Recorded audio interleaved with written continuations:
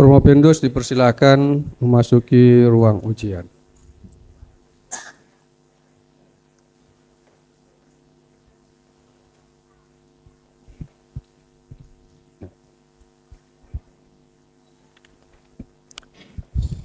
Bismillahirrahmanirrahim. Assalamualaikum warahmatullahi wabarakatuh. Alhamdulillahirabbil alamin. Alhamdulillahirabbil alamin wassalatu wassalamu ala asyrofil anbiya'i wal mursalin nabiyina Muhammadin wa ala alihi washabihi ajmain. Amma ba'du.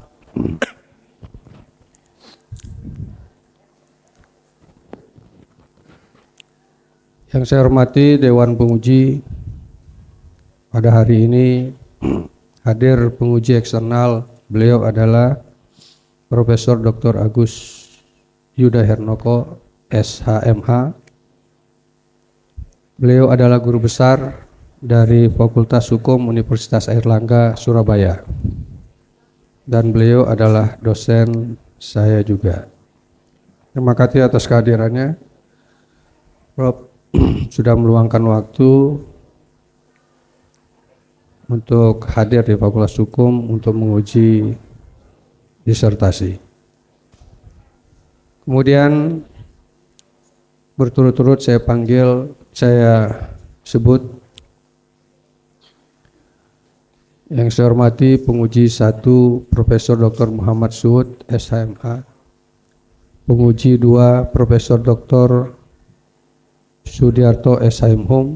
Penguji 3 Profesor Dr. Hirsanuddin, SHMHUM. Penguji 4 Dr. Muhaimin, SHMHUM. Kopromotor 2 Dr. Edwardus Bayusili, SHMH. Kopromotor 1 Profesor Dr. Kurniawan, SHMHUM. Dan promotor Profesor Dr. Diana Lasikin, SHSU. Dan yang saya hormati para hadirin yang hadir pada hari ini, dan kami mohon untuk dapat menjaga ketenangan selama proses ujian berlangsung. Baik, sebelum saya membuka ujian disertasi ini, ada 2 hal yang saya mau tanyakan kepada Saudara Formopeundus. Pertama, apakah saudara sehat jasmani dan rohani untuk melaksanakan ujian hari ini? Alhamdulillah sehat.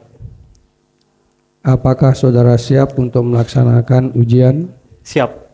Baik. Setelah mengetahui bahwa saudara sehat dan siap untuk melaksanakan ujian hari ini, dengan mengucapkan Bismillahirrahmanirrahim, ujian terbuka disertasi saya nyatakan dibuka. Kepada Saudara Formopeundus, saya persilahkan untuk mempresentasikan hasil penelitiannya selama paling lama 15 menit. Ya, dipersilahkan. Baik, Assalamualaikum warahmatullahi wabarakatuh. Selamat pagi semuanya. Yang saya hormati Bapak Ketua Penguji, yang saya hormati penguji eksternal, yang saya hormati tim promotor, yang saya hormati tim penguji, para dosen, kolega, dan hadirin yang berbahagia.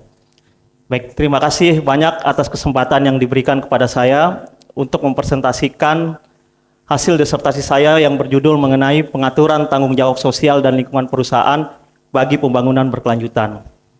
Adapun latar belakang saya tertarik mengangkat judul ini, seperti yang kita ketahui bersama bahwa pembangunan berkelanjutan ini dapat dicapai atau dipertahankan apabila tercipta yang namanya keseimbangan. Itu antara aspek ekonomi, sosial, dan lingkungan hidup. Sehingga dengan terjadinya keseimbangan ini kemudian melahirkan yang namanya kesadaran baru di kalangan komunitas bisnis Indonesia, yaitu adalah dengan melaksanakan yang namanya tanggung jawab sosial perusahaan. Jika kita lihat di negara Indonesia, saat ini banyak terjadi yang namanya kesenjangan sosial. Sehingga pemerintah kemudian mengambil keputusan untuk mengatur berkaitan dengan yang namanya tanggung jawab sosial ke dalam beberapa aturan. Jadi kalau kita lihat pengaturan yang terdapat yang mengatur berkaitan dengan tanggung jawab sosial dan lingkungan bagi perusahaan ini diatur di dalam beberapa ketentuan peraturan perundang-undangan.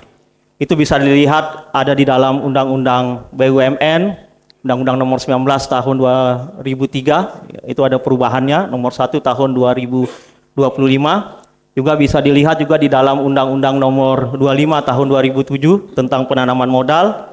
Juga bisa dilihat di dalam Undang-Undang Nomor 40 Tahun 2007 tentang perseroan terbatas. Ada juga diatur di dalam Undang-Undang Nomor 32 Tahun 2009 itu tentang lingkungan hidup. Ada juga di dalam Undang-Undang Nomor 22 Tahun 2001 tentang minyak dan gas. Ada juga di dalam Undang-Undang Nomor 3 Tahun 2020 itu tentang pertambangan mineral dan batu bara. Selain dalam bentuk peraturan undang-undang, pengaturan terkait dengan CSR-nya atau tanggung jawab sosial dan lingkungan perusahaan ini juga bisa dilihat di dalam peraturan pemerintah atau peraturan Menteri Keuangan. Misalnya di dalam PP nomor 47 tahun 2012, PP nomor 23 tahun 2010, sampai dengan peraturan teknisnya yaitu adalah peraturan Menteri BUMN nomor 6/09/22 2022 tentang program kemitraan, dan juga peraturan Menteri Sosial nomor 19 tahun 2020. Jadi kalau diinventaris lumayan banyak aturan-aturan yang mengatur berkaitan dengan tanggung jawab sosial dan lingkungan perusahaan. Nah, jika kita melihat dari beberapa pengaturan yang berlaku tadi, yang seperti yang sudah saya sebutkan tadi, kemudian kita kaji lebih dalam, kita cek satu persatu, ternyata antara aturan yang satu dengan aturan yang lain di beberapa aturan tersebut, itu ternyata terjadi yang namanya inkonsistensi antara misalnya Undang-Undang BUMN dengan Undang-Undang penanaman modal, terus ada juga antara Undang-Undang perseroan terbatas dengan Undang-Undang penanaman modal. Jadi ada terdapat yang namanya inkonsistensi. Misalnya kalau di dalam Undang-Undang Nomor 19 Tahun 2003 tentang BUMN dengan Undang-Undang Nomor 40 Tahun 2007, inkonsistensinya misalnya terletak dalam kaitannya dengan wajib atau tidaknya melaksanakan yang namanya tanggung jawab sosial perusahaan, serta juga berkaitan dengan sumber pendanaannya. Kira-kira dia bersumber dari mana? Kalau BUMN dia bersumber dari keuntungan yang disisihkan, sementara kalau di dalam Undang-Undang Perseroan Terbatas dia dari biaya perusahaan, biaya kegiatan operasional perusahaan itu disisihkan. Jadi itu situ perbedaan yang pertama. Terus perbedaan yang selanjutnya juga misalnya antara Undang-Undang Nomor 25 Tahun 2007 tentang penanaman modal dengan Undang-Undang Nomor 40 Tahun 2007 tentang perseroan terbatas, itu inkonsistensinya itu terletak dalam kaitannya dengan perbedaan konsep yang digunakan. Kalau di dalam Undang-Undang penanaman modal itu lebih menyatakan bahwa tanggung jawab sosial perusahaan itu menjadi suatu tanggung jawab yang melekat pada setiap perusahaan. Sementara kalau di dalam Undang-Undang perseroan terbatas itu dia dianggap sebagai yang namanya komitmen perseroan. Sehingga maknanya kalau komitmen perseroan itu lebih kepada sikap moral daripada yang namanya kewajiban hukum. Terus begitu juga di dalam Undang-Undang Nomor 25 Tahun 2007 juga berkaitan dengan pembatasan terhadap bentuk perusahaan yang diwajibkan untuk melaksanakan CSR. Di dalam Undang-Undang 40 itu pembatasannya itu adalah dia hanya diwajibkan bagi perusahaan-perusahaan yang bergerak dalam kaitannya dengan sumber daya alam. Sementara kalau di Undang-Undang penanaman modal yang wajib melaksanakan CSR itu semua perusahaan yang melaksanakan kegiatannya dalam kaitannya dengan penanaman modal. Selain terdapat inkonsistensi terkait dengan beberapa aturan yang tadi, juga ternyata di situ juga terdapat yang namanya kekaburan atau aturan yang mengaturnya itu dia masih belum jelas. Misalnya berkaitan dengan berapa persentase yang kemudian harus dikeluarkan oleh perusahaan dalam melaksanakan kewajiban CSR, juga berkaitan dengan bentuk-bentuk pelaksanaan tanggung jawab sosial dan lingkungan perusahaan itu antara perusahaan yang satu dengan perusahaan yang lain dia berbeda-beda bentuknya. Jadi belum ada keseragaman. Terus juga berkaitan dengan sisi penamaan programnya berbeda-beda. Kalau BUMN dia lebih condong menggunakan istilah kemitraan dan bina lingkungan. Sementara kalau di Undang-Undang Penanaman Modal dia menggunakan istilah tanggung jawab sosial dan lingkungan. Begitu juga dengan di Undang-Undang PT. Terus yang kurang jelas atau kabur berikutnya itu adalah terkait dengan kriteria penerima daripada dana tanggung jawab sosial perusahaan. Jadi di setiap beberapa aturan yang mengatur berkaitan dengan CSR itu tidak ada menyebutkan kriteria siapa kemudian subjek yang dalam hal ini berwenang untuk menerima yang namanya dana tanggung jawab sosial perusahaan. Sehingga kadangkala ini yang kemudian disalahgunakan karena tidak jelas siapa subjek yang kemudian dalam hal ini dia berhak menerima. Sehingga dengan adanya inkonsistensi dan kurang jelasnya pengaturan terkait dengan tanggung jawab sosial dan lingkungan perusahaan ini, sehingga ini menimbulkan yang namanya ketidakpastian hukum terhadap pelaksanaan daripada tanggung jawab sosial perusahaan. Sehingga berdasarkan hal itu kemudian saya tertarik mengangkat judul disertasi mengenai pengaturan tanggung jawab sosial dan lingkungan perusahaan dalam mewujudkan pembangunan berkelanjutan. Adapun terkait dengan permasalahan yang saya angkat dalam disertasi ini ada 3. Yang pertama saya mengangkat berkaitan dengan apa hakikat tanggung jawab sosial dan lingkungan perusahaan bagi pembangunan berkelanjutan. Terus yang kedua bagaimana penerapan tanggung jawab sosial dan lingkungan perusahaan berdasarkan aturan yang berlaku saat ini. Dan yang ketiga bagaimana konstruksi pengaturan tanggung jawab sosial dan lingkungan perusahaan bagi pembangunan berkelanjutan. Jadi ini 3 permasalahan yang saya angkat. Untuk landasan teori dan konseptual ini ada 5 teori yang saya gunakan. Itu adalah teori kepastian hukum, teori keadilan, teori tanggung jawab, teori pemangku kepentingan, dan teori efektivitas hukum. Sementara untuk landasan konseptualnya saya menggunakan rekonstruksi, tanggung jawab sosial perusahaan, dan pembangunan berkelanjutan. Untuk metode penelitian hukumnya, jenis penelitian yang saya gunakan adalah penelitian normatif dengan pendekatan peraturan perundang-undangan, konseptual, historis, filosofis, dan perbandingan. Jenis bahan hukumnya ada 3, ada bahan hukum primer, sekunder, dan tersier. Untuk teknik pengumpulannya itu saya menggunakan studi kepustakaan. Untuk analisis bahan hukumnya, jadi bahan hukum yang berhasil saya kumpulkan, itu kemudian saya lakukan analisis melalui penafsiran hukum, kemudian diolah secara deduktif, yaitu menarik kesimpulan dari suatu permasalahan yang sifatnya umum terhadap permasalahan yang sifatnya khusus. Kemudian dilakukan analisis dengan metode kualitatif, yaitu bahan hukum yang disajikan berupa rangkaian kalimat-kalimat yang menggambarkan hasil penelitian yang didasarkan pada masalah yang diteliti. Selanjutnya terkait dengan pembahasan, yang pertama mengenai hakikat daripada tanggung jawab sosial dan lingkungan bagi pembangunan berkelanjutan. Jadi dalam menjawab hakikat ini ada beberapa hal yang saya uraikan terlebih dahulu. Yang pertama saya menguraikan berkaitan dengan sejarah perkembangan daripada tanggung jawab sosial dan lingkungan perusahaan ini. Jika kita lihat berdasarkan sejarahnya, ini terkait dengan tanggung jawab sosial dan lingkungan perusahaan ini dibedakan menjadi 3 periode. Yang pertama itu ada periode perkembangan awal konsep CSR, itu dimulai tahun 1950 sampai dengan tahun 1960-an. Jadi pada era tahap pertama ini atau periode pertama ini, tanggung jawab sosial dan lingkungan perusahaan itu dia lebih dipahami sebagai bentuk kedermawanan dari sebuah perusahaan terhadap masyarakat yang ada di sekitar. Jadi dia awalnya itu adalah dari sebuah kedermawanan. Kemudian baru masuk periode kedua, itu tahun 1970 sampai dengan 1980-an. Jadi yang awalnya dia merupakan konsep kedermawanan di awal periode, itu kemudian bergeser di tahap periode kedua ini menjadi ke arah community development, jadi pengembangan daripada masyarakat. Terus baru di periode yang ketiga, itu tahun 1990 sampai dengan saat ini, itu CSR dia semakin dipraktekkan lebih luas lagi. Tidak hanya sebatas ke arah community development, tapi dia diperluas lagi cakupannya, sehingga juga masuk ke dalam kaitannya dengan produk, proses produksi, dan hubungan dengan karyawan, itu juga masuk ke dalam bagian daripada tanggung jawab sosial dan lingkungan perusahaan.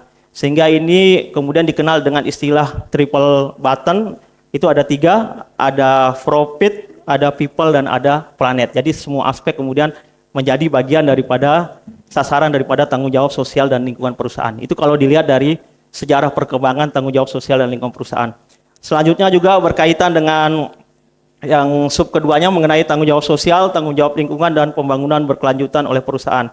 Kalau berbicara mengenai tanggung jawab sosial oleh perusahaan, ini kalau kita lihat ruang lingkupnya itu, ruang lingkup utama daripada tanggung jawab sosial dan lingkungan perusahaan ini ialah meliputi beberapa aspek. Di situ ada aspek ekonomi, di situ ada aspek filantropi, di situ ada aspek etika, dan juga di situ ada aspek lingkungan.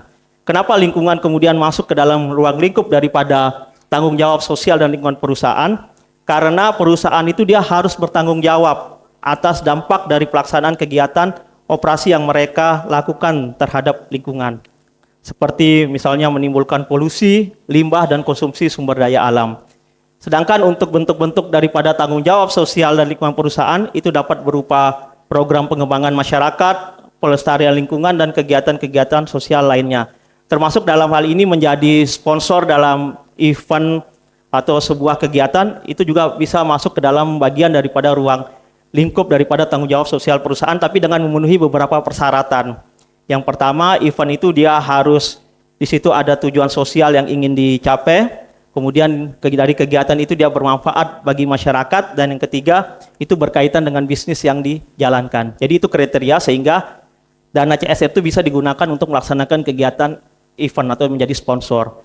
Terus yang berikutnya yang kedua mengenai tanggung jawab lingkungan oleh perusahaan. Kalau kita lihat terkait dengan tanggung jawab lingkungan oleh perusahaan ini, pengaturannya itu lumayan banyak juga, bisa kita lihat misalnya di dalam Undang-Undang Dasar 1945 itu di dalam pasal 28H ayat 1, ada juga di dalam Undang-Undang 39 tahun 1999 tentang hak asasi manusia, pasal 9 ayat 2 dan 3, ada juga dalam Undang-Undang 40 tahun 2007 tentang perseroan terbatas, dalam pasal 74 ayat 1, ada juga di dalam Undang-Undang nomor 32 tahun 2009 tentang lingkungan hidup, itu dalam pasal 68. Jadi lingkungan hidup ini dia mendapatkan perhatian khusus dalam kaitannya dengan kewajiban perusahaan, itu karena lingkungan hidup itu menjadi tempat bagi perusahaan itu dalam melaksanakan kegiatan usahanya. Sehingga dia memberikan kontribusi untuk menjamin keberlangsungan daripada lingkungan hidup. Terus yang ketiga mengenai pembangunan berkelanjutan sebagai tujuan dari pelaksanaan tanggung jawab sosial dan lingkungan perusahaan. Jadi tanggung jawab sosial dan pembangunan berkelanjutan ini menjadi penting itu jika dikaitkan dengan yang namanya isu lingkungan. Tuntutan untuk melaksanakan tanggung jawab sosial dan lingkungan itu menjadi tak terelakkan ketika fakta menunjukkan bahwa konsumsi daripada perusahaan itu terhadap penggunaan sumber daya alam itu mencapai lebih daripada 30% dari apa yang disediakan oleh alam atau lingkungan. Oleh karena itu, dalam menggunakan sumber daya alam dan dalam rangka menerapkan tanggung jawab sosial dan lingkungan perusahaan, perlu diarahkan dalam konsep yang namanya pembangunan berkelanjutan. Jadi konsep pembangunan berkelanjutan itu mengandung maksud bahwa pembangunan itu dia harus berwawasan jangka panjang yang meliputi jangka waktu antar generasi dan berupaya menyediakan sumber daya yang cukup dan lingkungan yang sehat yang mendukung kehidupan. Tentu konsep di atas sesuai dengan sasaran dan tujuan daripada tanggung jawab sosial dan lingkungan perusahaan di dalam berperan serta pembangunan ekonomi sosial dan lingkungan secara berkelanjutan. Dengan demikian, maka makna hubungan antara tanggung jawab sosial dan lingkungan perusahaan dengan pembangunan berkelanjutan ini memiliki hubungan yang sangat erat. Karena antara tanggung jawab sosial lingkungan perusahaan dengan pembangunan berkelanjutan itu dia saling terkait dan saling mendukung antara satu dengan yang lainnya. Yang mana tanggung jawab sosial lingkungan perusahaan ini menjadi instrumen bagi perusahaan untuk berkontribusi pada pembangunan berkelanjutan, yang dimana tanggung jawab sosial lingkungan perusahaan ini membantu perusahaan menjalankan bisnis secara bertanggung jawab dengan mempertimbangkan dampak sosial dan lingkungan dari operasional yang mereka lakukan. Hal ini sejalan dengan tujuan daripada pembangunan berkelanjutan yang ingin mencapai keseimbangan antara pertumbuhan ekonomi, kesejahteraan sosial, dan kelestarian lingkungan. Sementara pembangunan berkelanjutan menjadi landasan bagi perusahaan dalam merancang program tanggung jawab sosial lingkungan dan perusahaan yang efektif dan berkelanjutan, di mana konsep pembangunan berkelanjutan ini menjadi dasar bagi perusahaan dalam merancang program tanggung jawab sosial lingkungan perusahaan. Selanjutnya terkait dengan hakikat daripada tanggung jawab sosial dan lingkungan bagi perusahaan bagi pembangunan berkelanjutan. Jadi pada intinya hakikatnya itu adalah bahwa hakikat tanggung jawab sosial dan lingkungan perusahaan oleh perusahaan bagi pembangunan berkelanjutan itu merupakan komitmen berkelanjutan daripada perusahaan untuk beroperasi secara etis dan memberikan kontribusi positif terhadap masyarakat dan lingkungan dengan memungkinkan perusahaan untuk mengalokasikan sumber daya, keahlian, dan inovasi untuk mencapai tujuan kemakmuran secara adil dan merata. Maka perusahaan tidak hanya berfokus pada keuntungan ekonomi semata, tetapi juga harus mempertimbangkan dampak sosial dan lingkungan dari seluruh kegiatan yang dilakukan, sehingga ini dapat memenuhi kebutuhan generasi sekarang tanpa mengorbankan kemampuan generasi berikutnya untuk memenuhi kebutuhannya.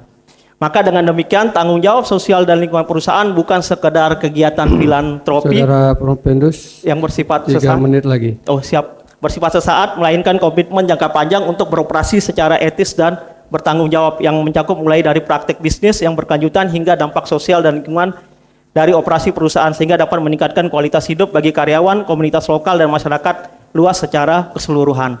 Terus rumusan kedua terkait dengan penerapan tanggung jawab sosial dan lingkungan perusahaan. Jadi kalau kita lihat pengaturan terkait dengan penerapan tanggung jawab sosial dan lingkungan perusahaan di beberapa badan usaha yang ada di Indonesia, baik itu di dalam Undang-Undang BUMN, badan usaha milik negara maupun badan usaha milik daerah ataupun badan usaha perusahaan swasta maupun multinasional. Jadi pada pengaturannya dia memang diatur dalam beberapa aturan, misalnya di dalam Undang-Undang BUMN, terus di dalam Undang-Undang BUMD, di dalam Undang-Undang Penanaman Modal, di dalam Undang-Undang Perseroan Terbatas, di dalam Undang-Undang Lingkungan. Itu adalah beberapa pengaturan yang mengatur berkaitan dengan tanggung jawab daripada perusahaan dalam melaksanakan kegiatan usaha. Sehingga penerapan pengaturan terkait dengan tanggung jawab sosial dan lingkungan perusahaan oleh BUMN, BUMD, perusahaan swasta, dan perusahaan multinasional itu telah diatur dalam beberapa perundangan. Namun kemudian dalam prakteknya ternyata ini dia belum berjalan optimal.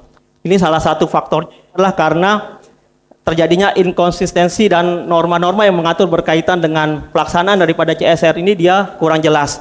Sehingga karena dia inkonsistensi dan kurang jelas, sehingga ini menyebabkan dalam proses penegakan hukumnya itu tidak bisa berjalan secara maksimal seperti itu. Itu untuk rumusan yang kedua. Sedangkan untuk rumusan yang ketiga terkait dengan rekonstruksi pengaturan daripada tanggung jawab sosial lingkungan perusahaan bagi pembangunan berkelanjutan. Jadi intinya untuk rekonstruksi itu adalah ini saya melakukan perbandingan terhadap 5 negara. Di situ ada negara Taiwan, ada negara Malaysia, ada negara India, ada negara Cina, ada negara Inggris. Jadi intinya pengaturan dari bisa ke kesimpulan. Oke.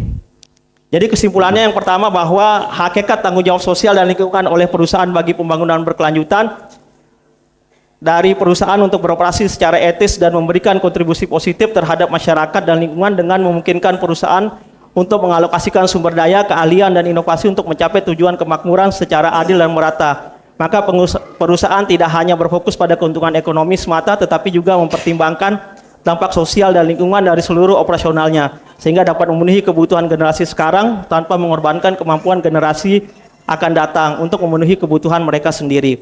Kesimpulan kedua, terkait dengan penerapan pengaturan tanggung jawab sosial dan lingkungan oleh perusahaan BUMN, BUMD, perusahaan swasta nasional, dan perusahaan multinasional, itu telah diatur dalam beberapa ketentuan peraturan perundang-undangan. Tapi meskipun telah diatur dalam beberapa ketentuan peraturan perundang-undangan, ternyata dalam pelaksanaan tanggung jawab sosial dan lingkungan perusahaan ini belum dapat berjalan secara optimal. Terus yang ketiga, terkait dengan konstruksi pengaturan tanggung jawab sosial dan lingkungan perusahaan bagi pembangunan berkelanjutan, ini dilakukan dengan saya merekomendasikan untuk dibuat aturan tersendiri atau aturan yang memang khusus mengatur berkaitan dengan tanggung jawab sosial dan lingkungan bagi perusahaan. Tapi pengaturannya itu harus secara komprehensif, sehingga nantinya aturan-aturan yang saat ini ada yang sifatnya sektoral itu kemudian memiliki acuan dalam kaitannya dengan mengatur berkaitan dengan tanggung jawab sosial dan lingkungan perusahaan. Selanjutnya ada 2 saran yang saya berikan.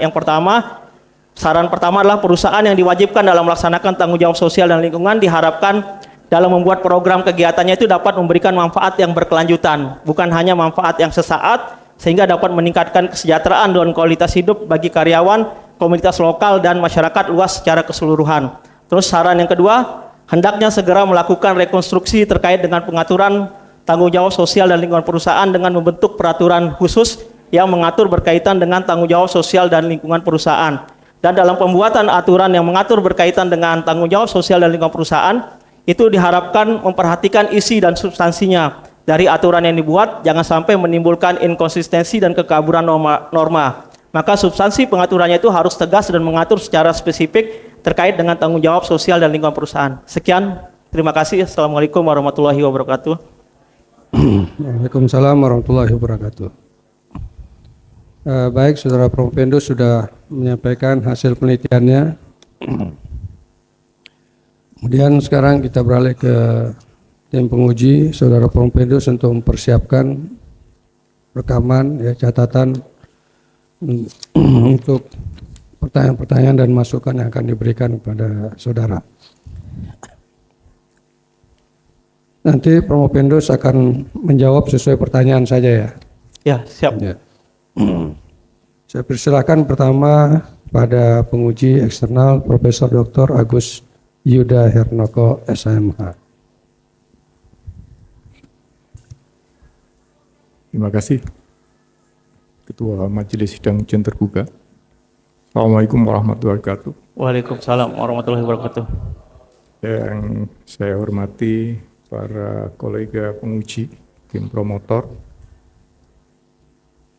hadirin yang saya muliakan, dan saudara promovendus yang terpelajar.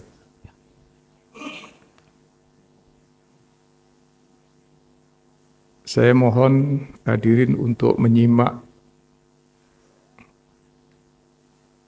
promovendus yang Anda hadiri itu untuk dia defense sehingga Anda bisa menyerap hasil perjalanan sekian tahun.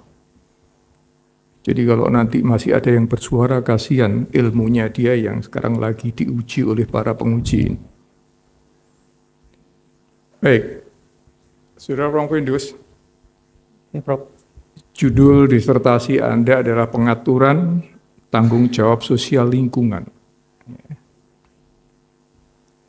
Ada tambahannya perusahaan itu dalam mewujudkan pembangunan berkelanjutan.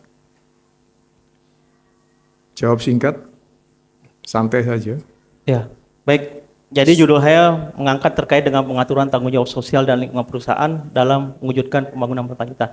Karena antara tanggung jawab sosial dan lingkungan perusahaan ini dia kaitan seperti tadi yang sudah saya jelaskan, itu dia sangat terkait dengan yang namanya pembangunan berkelanjutan. Jadi diharapkan dengan kegiatan-kegiatan yang dilakukan dalam kaitannya dengan tanggung jawab sosial dan lingkungan perusahaan ini dampak yang nantinya kemudian dirasakan bagi masyarakat khususnya secara luas itu dapat berkelanjutan, tidak hanya manfaat sesaat saja. Sehingga harapan saya terkait dengan kalau perusahaan dia melaksanakan tanggung jawab sosial dan lingkungan perusahaan itu lebih kepada kegiatan-kegiatan yang kemudian dalam hal ini memberikan dampak yang berkelanjutan. Seperti itu dia, Prof. Oke. Disertasi Anda kan dalam bahasa Indonesia kan? Ya. Struktur kalimat bahasa Indonesia itu DM atau MD? Diterangkan, menerangkan, atau menerangkan, diterangkan? Menerangkan, diterangkan. Ya, itu bahasa Inggris. Ya, bahasa Indonesia diterangkan, menerangkan. Saya ingin membawa proposisi judul Anda. Proposisi Anda itu justru diawali dengan Sustainable Development Goal. Ya kan? Ya. Untuk menuju itu, maka Anda bicara mengenai pengaturan tanggung jawab sosial lingkungan perusahaan. Sehingga logika sekuensialnya adalah Anda memulai pentingnya pembangunan berkelanjutan. Anda harus mulai dari sejarah SDGs itu. Karena itu sebenarnya ikrar bersama penduduk di muka bumi ini. Meskipun ini penting bagi sekian miliar manusia, tapi masalahnya berapa banyak orang yang sadar itu penting bagi mereka. Hanya saudara satu-satunya yang ngomong. Yang lain tidak peduli. Sehingga artinya ini menjadi penting. Ya kan? Nah, SDGs itu sebelumnya adalah MDGs. Millennial Development Goals. Kalau Anda perhatikan, agar supaya disertasi ini terangkai secara sistematis, SDGs itu ada 17 area. Ya. 169 target. Ada 3 tujuan utama. Ini dipahami seluruh orang yang ada di muka bumi. Universal. Gak ada bedanya hitam putih. Ya, Arab atau Cina, Jawa atau universal. Itu kalau Anda bawa dalam dimensi agama Anda yaitu hablum minannasnya. Ya. Kemudian terintegrasi. Dan ini yang sebenarnya mau disoundingkan pada orang yang mengaku banyak beragama Islam di Indonesia ini. No one left behind. Tidak boleh ada satupun yang tertinggal. Jadi kan sangat luar biasa. Ya. Ya. Kemudian kaitannya dengan pilar, ada 4 pilar, sama seperti kita ngomong Sokoguru ini, ada 4 pilar. Salah satu pilar utama yang terkait dengan ide Anda itu adalah, saya bacakan di sini, pilar pembangunan sosial. Kemudian pilar pembangunan ekonomi, yang kedua. Yang ketiga ada pilar pembangunan lingkungan hidup. Dan yang keempat, ini bidang Anda untuk meng-capture itu semua. Hukum dan tata kelola. Mungkin baru berapa minggu, belum 1 bulan dalam ingatan kita, berapa banyak yang dibakar. Di Surabaya itu 1 deret jalan itu dibakar. Itu problem yang mana? Pasti problem tata kelola yang nggak baik, hukum yang tidak ditegakkan. Sehingga kemudian muncul rasa ketidakadilan dan yang lain-lain. Oke. Pertanyaan saya dijawab singkat. Ilustrasi saya itu, kalau dibawa kepada pengaturan TJSL Anda, kira-kira substansinya apa? Oke. Baik, jadi di dalam disertasi juga sudah saya buat rancangan terkait dengan Undang-Undang Tanggung Jawab Sosial dan Lingkungan Perusahaan, tapi yang jelas itu ada beberapa hal yang saya menjadi titik tekan atau konsen dalam pengaturannya. Yang pertama terkait dengan bentuk daripada pelaksanaan tanggung jawab sosial dan lingkungan perusahaan itu juga tidak hanya kepada masyarakat, tetapi juga kepada internal juga itu kemudian harus diatur. Terus yang kedua berkaitan dengan persentasi anggaran, karena tidak ada patokan besar persentase minimal yang harus dana yang dipersiapkan untuk pelaksanaan tanggung jawab sosial perusahaan itu, makanya di dalam rancangan itu juga saya sudah tentukan besaran persentase minimal yang kemudian harus disiapkan oleh perusahaan ketika akan melaksanakan CSR itu kurang lebih ada 3%. Terus terkait dengan sumber pendanaannya itu CSR itu juga harus jelas. Di dalam rancangan juga sudah saya buat, itu saya memberikan alternatif pilihan, bisa dari dana operasional perusahaan atau bisa dari keuntungan yang diperoleh daripada perusahaan. Terus juga berkaitan dengan kriteria daripada pihak yang berhak menerima tanggung jawab sosial perusahaan itu juga sudah saya tentukan di dalam rancangan yang sudah saya buat dalam disertasi. Itu ada beberapa kriteria pihak-pihak yang kemudian berhak untuk menerima yang terkait dengan tanggung jawab sosial perusahaan. Terus juga terkait dengan pembagian kewenangan daripada tanggung jawab sosial dengan perusahaan itu antara pemerintah daerah, pemerintah pusat itu juga sudah saya jelaskan terkait dengan pembagian kewenangannya sehingga tidak terjadi tumpang tindih seperti itu, karena dalam prakteknya kan terjadi tumpang tindih saat ini. Terus juga berkaitan dengan proses tahapan-tahapan pelaksanaan CSR juga itu sudah saya atur di dalam rancangan yang saya buat. Terus berkaitan dengan kewajiban untuk melaksanakan pelaporan mengenai itu juga sampai dengan sanksi-sanksi yang diterima bagi perusahaan yang tidak melaksanakan tanggung jawab sosial itu juga sudah ada saya buat di dalam rancangan Undang-Undang Tanggung Jawab Sosial dan Lingkungan Perusahaan. Seperti itu, Prof. Oke. Saya ingin lebih ke operasional ya. Ya. Aturan main udah desain, oke. Ya, selalu saya sampaikan di Indonesia itu setiap peristiwa seringkali dibuat aturannya.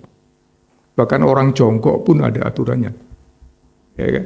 Ya. Tapi masalahnya apakah dia jongkok atau tidak, itu kan problem law enforcement ya. Oke. Anda tadi meng-highlight, saya lihat ada 3% yang Anda usulkan untuk TJS. Ya. Net atau bruto?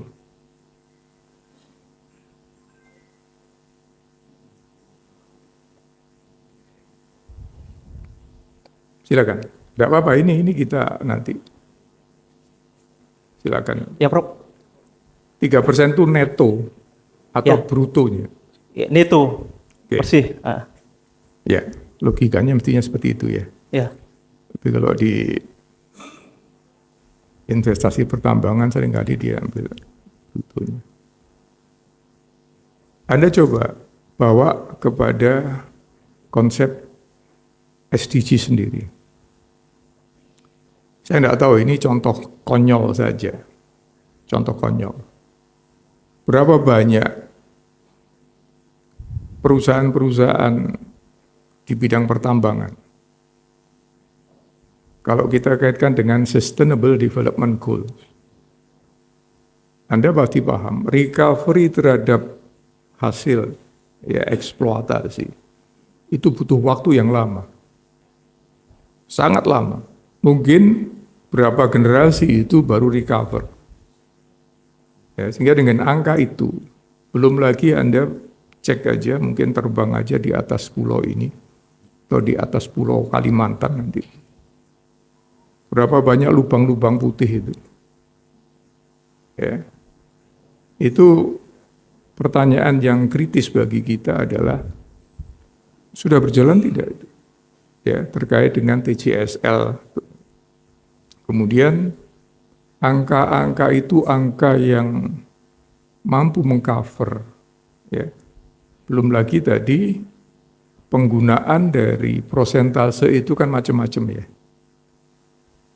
Ya, karena ada kata-kata sosial, ya, dan ada kata-kata lingkungan. Ya. Bisa dimaknai sosial itu kondisi kemasyarakatannya, lingkungan itu alamnya. Meskipun kalau kita ngomong lingkungan, bisa lingkungan sosial, lingkungan alam, dan lingkungan yang lain. Saya hanya ingin membawa kita di S3 itu sebenarnya Anda itu terbang tinggi. Di sini kita bisa melihat gedung ini begitu tingginya, apa besarnya. Tapi ketika kita naik ke pesawat ini nggak kelihatan apa-apa. Bahkan ketika Anda di luar angkasa, bumi itu sangat kecil. Bahkan mungkin debu di dalam tata surya. Ya. Hal yang mendasar adalah rahmatan lil alamin dari aturan ini untuk menjaga keberlangsungan ya, sistem. Ya. Itu rasanya di Indonesia agak sulit ya. Agak sulit, kita harus jujur. Ya. Mohon maaf, Mas Promovendus merokok enggak? Enggak, Prof. Enggak ya. Anda pernah ke Kediri? Ya, Prof. Pernah ke Kediri? Kediri? Kediri. Oh, belum. Belum. Ya, Anda ke sana. Ya, Prof. Nah, itu penipu itu. Oh, iya, ya. Kenapa? Karena dia ngomong gudang garam tapi isinya rokok. Oh, iya, ya. Ya. Ya. Yang ingin saya sampaikan, mungkin yang ada di sini nggak pernah bayangkan, sama seperti saya. Saya mikir gudang garam itu perusahaan yang tidak akan pernah bangkrut 7 turunan sampai kiamat. Tapi Anda ikuti sekarang, PHK massal. PHK massal. Ya. Kalau kita mau cari problemnya macam-macam, tapi yang saya dengar, benar atau tidak ya, satu pack isi 16, nggak tahu jenis apa itu, karena saya juga nggak merokok. Itu harganya 38.000. Cukainya 22.000. Sisanya itulah untuk segala macam ongkos produksi, segala macam, dan keuntungan. Rasanya nggak akan mungkin untung. Pertanyaannya menjadi sederhana. TJSL itu berapa persen dari, kan keuntungan kan mestinya. Ya. Berarti keuntungan yang sangat kecil mengambil prosentase tadi berapa? Dan kita nggak tahu apakah cukai diperuntukkan untuk itu, caranya juga tidak semuanya. Maka kita bisa lihat kerusakan yang ditimbulkan oleh konon katanya untuk mereka yang meriset itu sebenarnya juga luar biasa. Tidak tampak seperti lubang dalam ya eksplorasi, eksploitasi tambang. Jika masalahnya adalah disertasi ini akan menarik. Ya, pesan yang dibawa itu sebenarnya sangat mendasar. Apa yang bisa diberikan oleh riset-riset seperti ini sampai kepada 7 turunan kita? Oke. Formulasi Anda yang terakhir saya minta.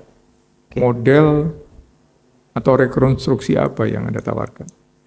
Jadi model rekonstruksi yang saya tawarkan itu seperti tadi yang sudah saya uraikan.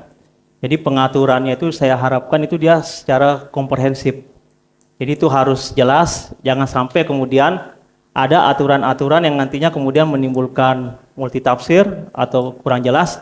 Itu yang kadang-kala yang kemudian nanti menjadi persoalan ketika dalam implementasinya. Makanya kemudian terkait dengan tadi subjek yang berhak untuk menerima CSR itu harus jelas diatur. Terus berkaitan dengan bentuk-bentuk CSR-nya, kalau bisa itu didorong ke kegiatan-kegiatan yang memang memberikan dampak untuk jangka panjang, jangan hanya yang sifatnya sesaat. Terus yang selanjutnya juga berkaitan dengan proses tahapan yang harus dilalui dalam proses pelaksanaan CSR itu, dia harus jelas, harus mengikuti sesuai dengan yang sudah dituangkan dalam rancangan itu. Terus juga terkait dengan penegakan hukumnya, itu ada sanksinya. Karena aturan yang sebelum-sebelumnya itu kan tidak jelas terkait dengan sanksi. Terus kemudian lembaga mana yang kemudian diberikan kewenangan untuk memberikan sanksi, itu kemudian juga harus diperjelas di dalam aturan-aturan yang nanti kemudian mengatur berkaitan dengan tanggung jawab sosial dan lingkungan perusahaan. Seperti itu, Prof. Ya, terima kasih. Saya mengapresiasi pesan saya satu. Ya, Prof. Penelitian yang komprehensif tentu dalam banyak perspektif, sehingga bicara mengenai SDGs ya, itu pasti harus kolaboratif. Ya. Ya. Hukum salah satu instrumen tadi, ada 4 pilar. Pilar yang terbawah itu yang nanti mengakomodir dan mendesain, yaitu tentang hukum dan tata kelola. Sehingga saran saya nanti untuk mengobservasi lebih komprehensif, Anda tadi mengatakan seperti itu, maka ini menjadi penting, menjadi embrio untuk dikembangkan dengan riset-riset yang lebih luas, komprehensif dengan berbagai macam area tadi. Ya, sehingga dengan area-area yang ada pada SDGs, aturan kita tidak lagi parsial. Ya, karena kelemahan kita adalah parsial, dan kalau parsial itu pasti sektoral, dan kalau sektoral pasti ego. Ya, terima kasih Ketua Sidang. Assalamualaikum warahmatullahi wabarakatuh. Waalaikumsalam warahmatullahi wabarakatuh. Terima kasih Profesor Dr. Agus Yudhaernoko. Banyak catatan dan masukan ya yang bisa sebagai penyempurnaan disertasi.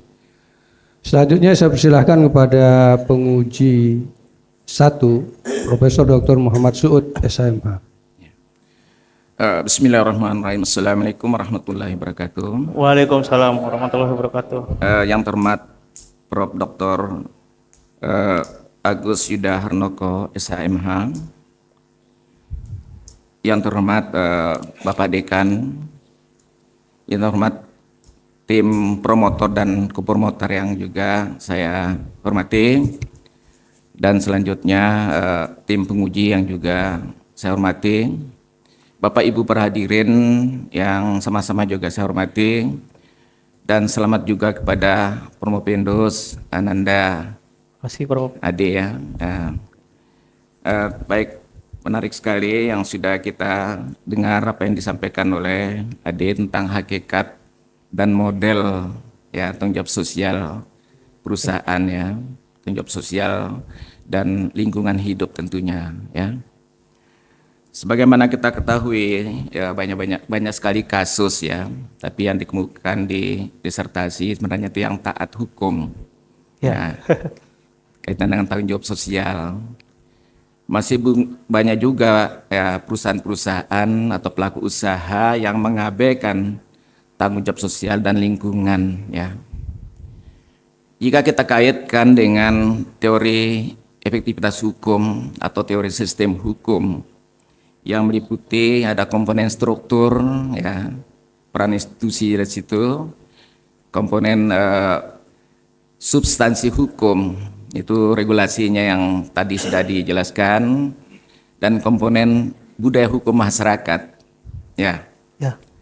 Tentunya di situ pasti ada kelemahan-kelemahannya, bukan saja regulasinya tadi yang sudah dijelaskan yang tumpang tindih, bisa saja terkait juga dengan peranan institusi maupun budaya hukum dari pelaku ekonomi yang tidak taat ya, sehingga terjadilah pencemaran sebagaimana pada kasus-kasus yang saya ambil, misalnya PT Genesis Regeneration Smelting itu yang terkait dengan limbah, nanti bisa dilihat ya.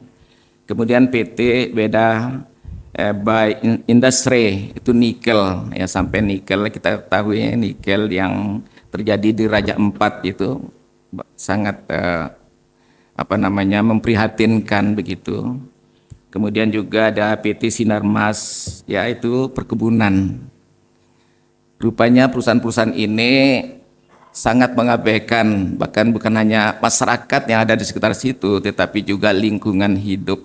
Nah, saya mau tanggapan dari Ananda, ya. Kira-kira menurut Anda, tanggapan Anda ini, selain dari regulasi, apa mungkin, tadi kan tidak banyak dijelaskan ya, apa mungkin barangkali bisa saja institusi hukumnya atau struktur hukumnya atau budaya hukum dari pelaku-pelaku ekonomi, mohon dijelaskan ya. Terima kasih. Izin menjawab, Prof. Ya. Jadi pada dasarnya terkait dengan kenapa kemudian terkait dengan pelaksanaan tanggung jawab sosial perusahaan ini dia tidak bisa berjalan optimal. Tadi selain dia berkaitan dengan persoalan aturannya, itu masih inkonsistensi dan kurang jelas. Terus yang kedua juga bisa dipengaruhi oleh moral daripada SDM-nya. Jadi sebenarnya tanpa perlu aturan yang komprehensif atau yang bagus, kalau memang kesadaran hukum daripada misalnya subjeknya itu tinggi, itu tanpa perlu ada aturan pun, kalau dia sudah kesadarannya tinggi, itu dengan otomatis dia akan melaksanakan kewajibannya.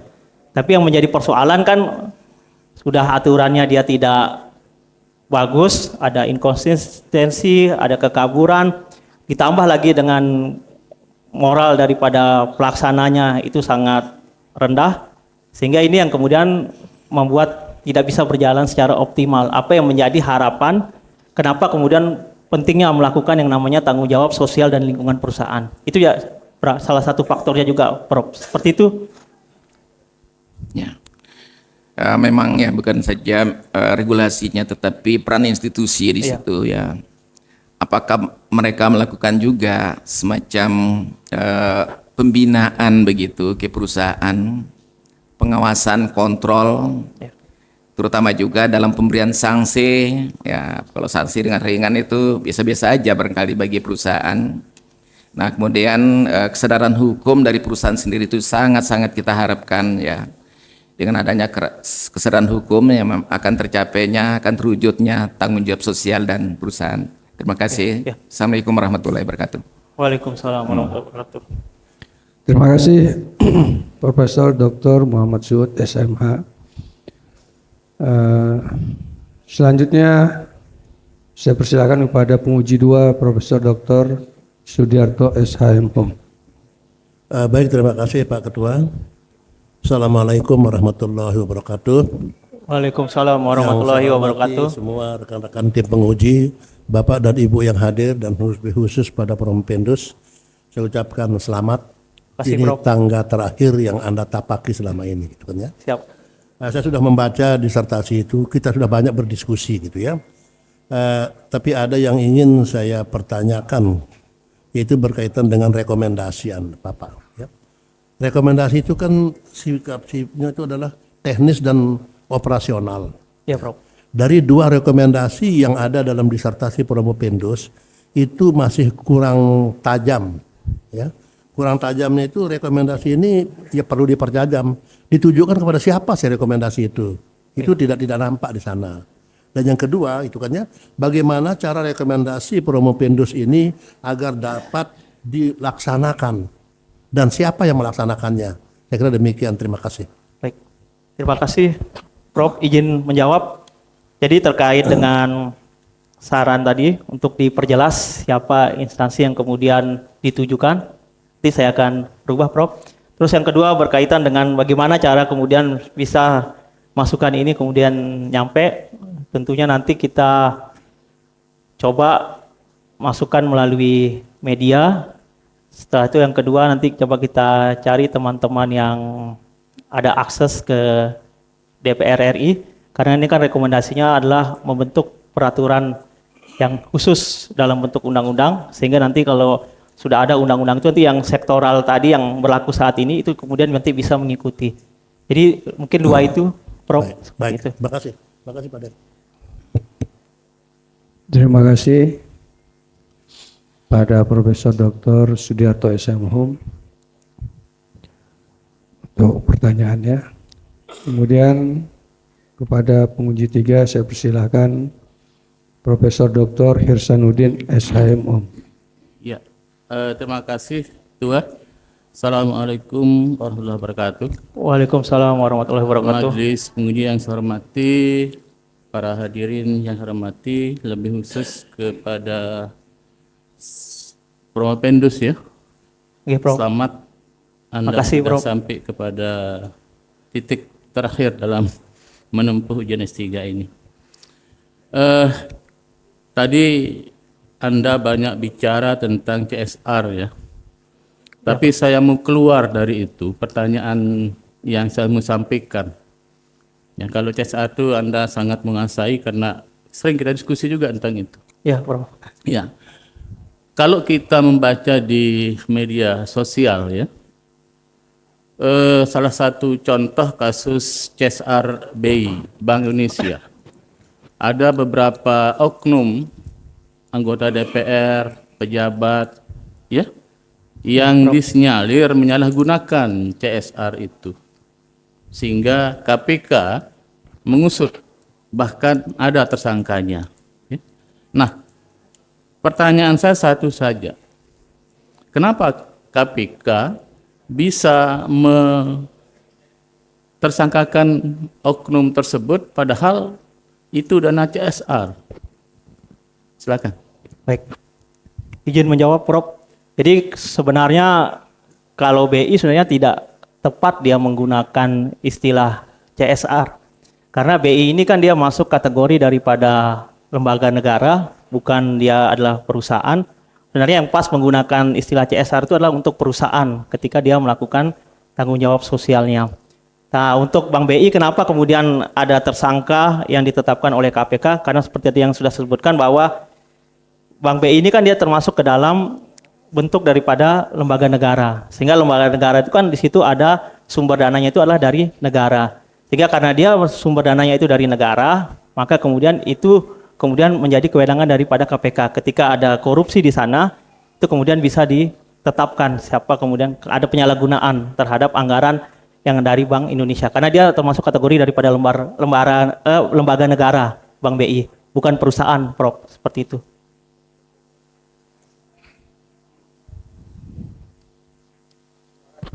Terima kasih kepada penguji 4, penguji 3, Profesor Dr. Hirsanuddin SHMOM. Baik, selanjutnya saya persilahkan kepada penguji 4, Dr. Muhaimin SHMOM. Bismillahirrahmanirrahim. Assalamualaikum warahmatullahi wabarakatuh. Assalamualaikum warahmatullahi wabarakatuh. Ya, terima kasih pimpinan sidang yang saya hormati seluruh anggota majelis penguji, khususnya Prof. Yuda yang sebagai penguji eksternal yang bersedia hadir pada kesempatan ini, dan khususnya keluarga yang hadir. Ini ada ayahanda Pak Arif dengan ibu serta istri dan keluarga. Yang pertama saya menyampaikan selamat. Saya ikut bangga dan berbahagia melihat tampilan ini kolega saya juga, Terima kasih, Pak Ji. Pak Diman Ade. Ya, Pak. Izinkan saya untuk menanyakan beberapa hal yang sebenarnya sudah ditanyakan tadi. Cuman yang mengganjal saya tadi di pertanyaan Prof. Yuda dan Prof. Sudiarto tadi mengenai rekonstruksi dan konstruksi. Ya. Ya, yang benar yang mana? Apakah Pak Diman ingin melakukan rekonstruksi hukum atau konstruksi hukum? Izin menjawab, Pak. Ya.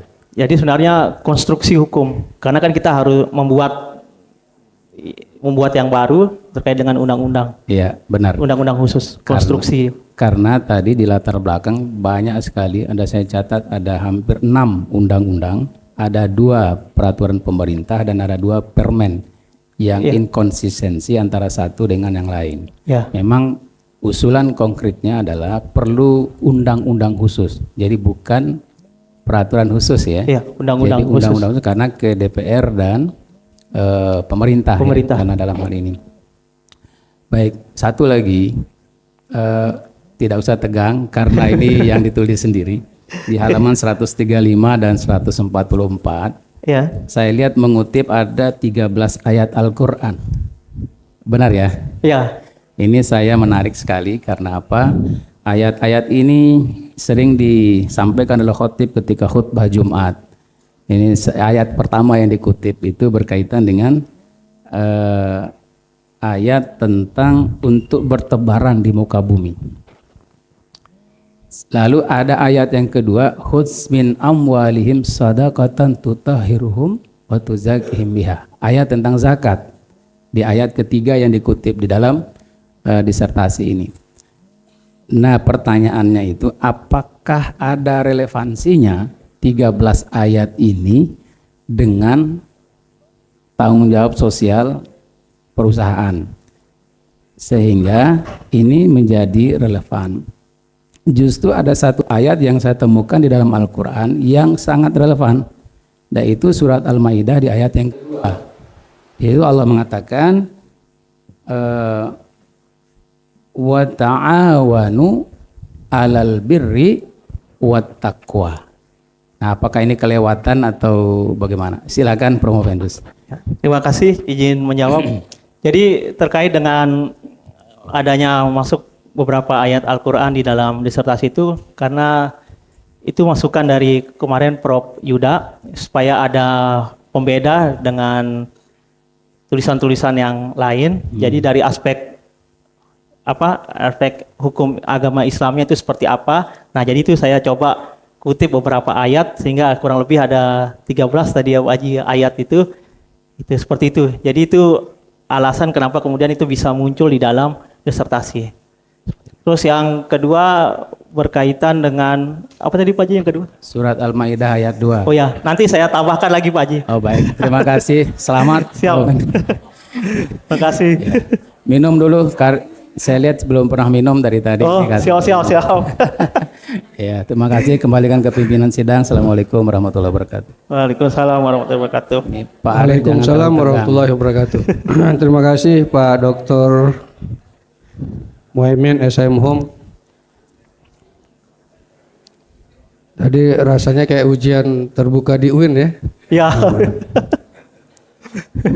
Baik, Saudara Promo Pendus, sebelum ke promotor saya baik, terima kasih Pak masukannya. Ya. Tadi menambah dalil.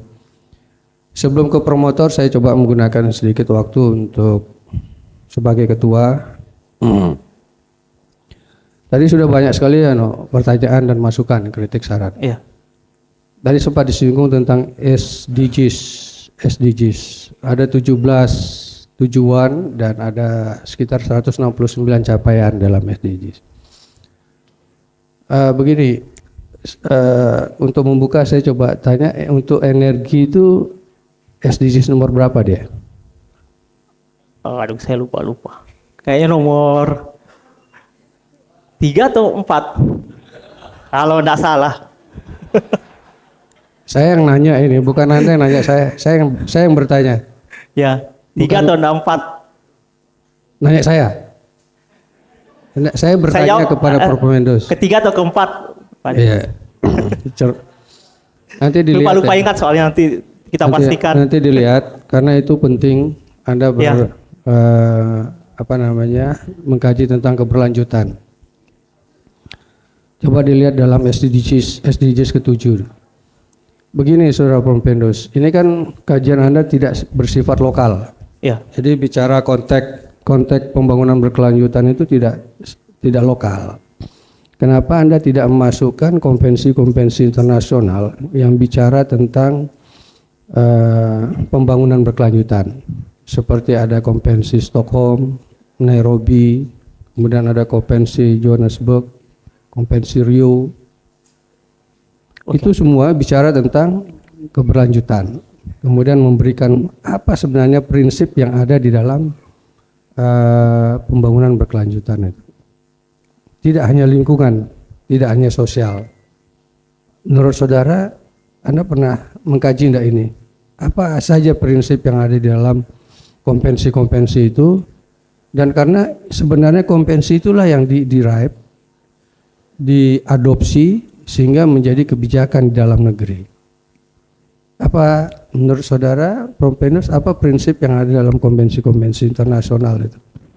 Sebenarnya di dalam, izin menjawab, sebenarnya di dalam disertasi sudah disinggung tapi tidak komprehensif, hanya menyinggung sedikit-sedikit. Nanti saya lakukan perbaikan, Pak Ketua. Ya, Supaya dia komprehensif dari memberikan, aspek internasionalnya. ya, saya memberikan kisi-kisi ya. Ada 3 prinsip sebenarnya yang penting dalam proses pembangunan berkelanjutan itu. Ya. Jadi dalam konvensi itu tidak hanya aspek ekonomi, tetapi harus mempertimbangkan aspek sosial dan lingkungan. Dan ketiga aspek itu adalah kumulatif, tidak bisa terpisah. Jadi dia harus terintegrasi dalam setiap pembangunan. Baik, Saudara Prof. Pendus,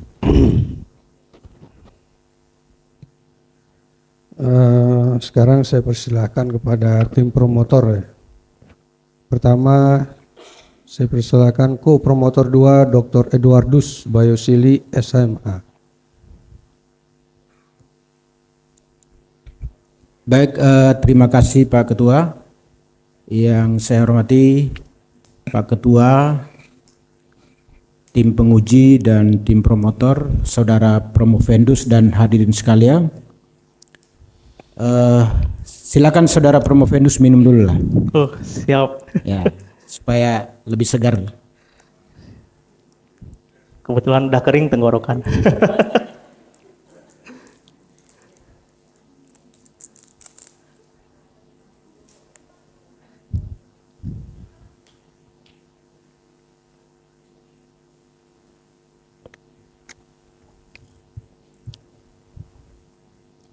Sudah.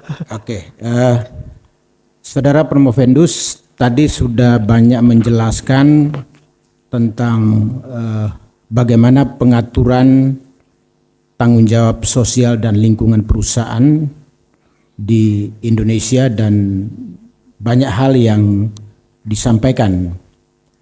Nah, terkait dengan sejarah perkembangan CSR sendiri yang Saudara Promovendus sudah paparkan di dalam disertasi, itu terlihat bahwa ternyata peranan atau fungsi dari korporasi itu mengalami perkembangan, di mana tadinya hanya berupa tanggung jawab sosial saja, tapi kemudian bergeser lagi atau bertambah kewajiban menjadi tanggung jawab lingkungan juga.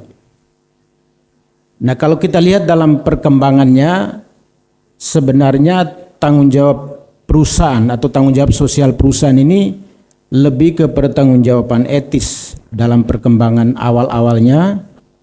Kemudian khususnya di Indonesia itu mengalami perubahan yang sangat signifikan, di mana tanggung jawab sosial ini yang merupakan tanggung jawab etis berubah menjadi tanggung jawab hukum.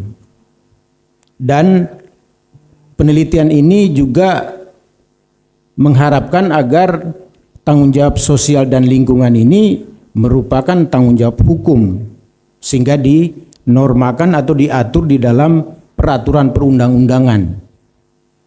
Sehingga nanti pada saat konstruksi atau dalam pengaturan itu dapat kita maknai bahwa tanggung jawab sosial ini namanya sosial tapi berubah menjadi tanggung jawab hukum juga. Sehingga kalau kita maknai tanggung jawab sosial dan lingkungan ini menjadi tanggung jawab hukum. Pertanyaan saya, bagaimana Promovendus mendeskripsikan atau menjelaskan kepada kami atau publik terkait dengan konsep tanggung jawab sosial dan lingkungan dan tanggung jawab sosial dan lingkungan dalam konteks hukum? Bisa dimengerti pertanyaan saya ini? Ya, bisa. Ya, silakan Promovendus. Izin menjawab Pak Doktor. Jadi terkait dengan konsep antara tanggung jawab sosial dan lingkungan dengan tanggung jawab hukum melaksanakan sosial dan lingkungan. Itu terkait dengan konsepnya itu, kalau tanggung jawab sosial dan lingkungan itu dia lebih condong ke dalam aspek moral dan juga tanggung jawab hukum. Itu ketika dia dibuat dalam bentuk aturan hukum. Tapi kalau dia tidak dibuat atau diwajibkan dalam aturan perundang-undangan, maka tanggung jawab sosial dan lingkungan itu dia hanya dari aspek moral, itu berkaitan dengan etika. Sedangkan kalau dia tanggung jawab hukum untuk melaksanakan kegiatan sosial dan lingkungan, itu murni dia adalah merupakan tanggung jawab hukum karena memang sudah ditentukan di dalam aturan untuk kemudian harus dilaksanakan, bukan masuk ke dalam kategori daripada moral. Seperti itu, Pak Dokter. Ya, saya kira cukup, Pak Ketua. Baik, terima kasih kepada saudara kopromotor untuk pertanyaannya. Mungkin nanti jadi pertimbangan juga buat Promopendus bahwa basis dari pertimbangan ini sebenarnya pengaturan ini sebenarnya basis ekonomi. Ya, benar. Nah, di sana polemiknya sudah perusahaan, sudah korporasi sudah mengeluarkan pajak, ada retribusi, tetapi masih dibebankan. Nah, sebenarnya di sanalah awal dari konflik itu. Ya. Kenapa lagi harus dibebankan? Sudah ada zakat, tapi masih ada pajak. Gitu. Seperti itulah. Mungkin kalau dia analog ya. Iya, siap. Selanjutnya saya persilakan kepada kopromotor 1, Profesor Dr. Kurniawan SHM. Terima kasih Pak Dekan selaku Ketua Tim Penguji. Assalamualaikum warahmatullahi wabarakatuh. Waalaikumsalam warahmatullahi wabarakatuh. Selamat siang dan salam sejahtera untuk kita semua. Pertama, saya ingin mengucapkan selamat ya pada Pak Ade. Terima kasih, Bro. Sudah sampai ke tataran ini ya. Yang kedua, tadi selain Pak Ade juga untuk keluarga ya, Pak keluarga besar Pak Arif ya, dan kolega-kolega semuanya ya. Dan tentu selamat juga buat Pak Dekan ini kan, karena bertambah SDM doktor ya. Kemudian yang kedua, saya ingin menyampaikan juga ini untuk angkatan tahun 2023 ya, yang belum seminar hasil ya. Ini semoga menjadi pukulan ini ya, pukulan karena Pak Ade ini angkatan tahun 2003 ya, 2023 yang baru 2 tahun ya. Ternyata sebenarnya sekolah doktor itu tidak perlu lama ya. Nah, jadi kita beri tepuk tangan dulu buat Pak Ade ya. Nah, ya, sehingga nanti karena aturan kita itu 6 semester, Pak Ade ini hanya menunggu wisuda saja ya. Nah, jadi seperti itu ya. Tapi semua udah selesai. 6 semester itu adalah 2,5 tahun plus 1 hari ya. Nah, jadi tidak perlu sampai 3 tahun ya, karena yang dihitung itu semesternya ya. Nah, jadi ini untuk yang lain ya. Jadi semoga menjadi pemicu ya, karena Pak Ade ini sebagai ada beberapa rekor yang dipecahkan. Yang pertama adalah tercepat untuk studinya, kedua tercepat juga untuk ujiannya ya. Karena ini baru jam 11 ini ya, sudah selesai. Biasanya kita sampai jam 12 bahkan sampai setengah 1 Pak. Nah, sehingga saya ini agak berlama-lama ngulur waktu sebenarnya ya, supaya jangan terlalu cepat ya. Siap, Prof. Ya, jadi saya bertanya satu saja ya. Ya, Prof. Tapi satu ini ada A, B, dan C ya. Beranak. Jadi pertanyaannya supaya jangan hanya untuk kami, karena kebetulan kalau kami ini adalah tim promotor ya, sehingga seperti tadi hanya kebahagiaan sebenarnya. Kami bangga, kami bahagia bisa mengantar saudara untuk menjadi doktor ya.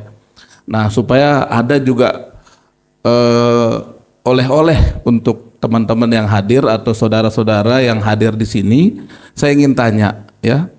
Ya, Bro. Mengapa sih sebenarnya perlu CSR? Untuk siapa CSR ini diberikan? koma, dan apa saja bentuk CSR ini atau di bidang apa saja CSR ini bisa diberikan. Ya, apakah seperti kita ketahui misalnya MXGP itu juga boleh diberikan CSR atau seperti apa? Nah, ini mungkin supaya ada oleh-oleh untuk audiens yang hadir siang hari ini. Ya, silakan. Ya, izin menjawab, Prof. Jadi yang pertama, untuk apa kemudian dilakukan CSR?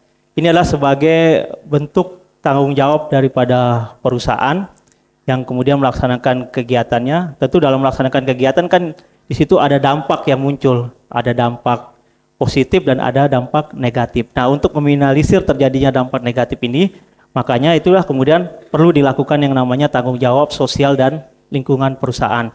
Nanti dari tanggung jawab sosial ini kan ada bentuk-bentuk CSR-nya. Bisa dalam bentuk bidang pendidikan, bisa dalam bentuk bidang ekonomi diberikan. Kalau bidang pendidikan misalnya dengan memberikan bantuan beasiswa.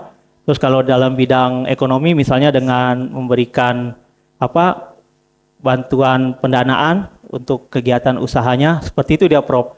Dan untuk terkait dengan MXGP, apakah itu bisa menggunakan dana CSR? Tadi seperti yang sudah saya uraikan di pemaparan slide PowerPoint saya, bahwa salah satu bentuk dari pelaksanaan CSR itu bisa dia dalam bentuk sponsor, tapi dia harus memenuhi 3 kriteria. Di situ harus bergerak dalam kaitannya dengan tujuan sosial, terus ada kaitannya dengan bisnis yang dijalankan, yang dia sponsori itu, terus dia berdampak kepada masyarakat dari kegiatan sponsor seperti itu. Tapi kalau dia tidak memenuhi kriteria-kriteria itu, maka tidak bisa kemudian dana CSR itu digunakan seperti itu. Seperti itu, Prof. Berarti jawabannya dari 3 kriteria tadi, Ya. MXGP itu yang mana kriterianya? Kalau tergantung memenuhi kriteria ketiganya atau salah satu atau tidak ada yang terpenuhi. Mungkin kriteria dampak yang dirasakan oleh masyarakat, mungkin nanti perekonomian masyarakat kecil ya berjualan dan sebagainya itu meningkatkan ekonomi. Mungkin aspek yang kedua. Tapi kalau keterkaitan dengan sesuai dengan bidangnya itu kayaknya tidak sesuai yang aspek yang ketiga sama yang pertama. Tapi yang kedua kayaknya berdampak pada masyarakat. Baik ya. Ya. Ya paling tidak ini kalau masih tidak puas bisa dilanjutkan untuk penelitian. Itu maksud saya ya. Siapa tahu ada yang mau mengangkat ya. Saya kira demikian Pak Dekan. Sekali lagi selamat kepada Pak Ade dan keluarga. Assalamualaikum warahmatullahi wabarakatuh. Waalaikumsalam warahmatullahi wabarakatuh. Terima kasih kepada Co-Promotor 1 Profesor Dr. Kurniawan. Selanjutnya terakhir saya persilahkan kepada promotor Profesor Dr. Jainal Asikin SHSU.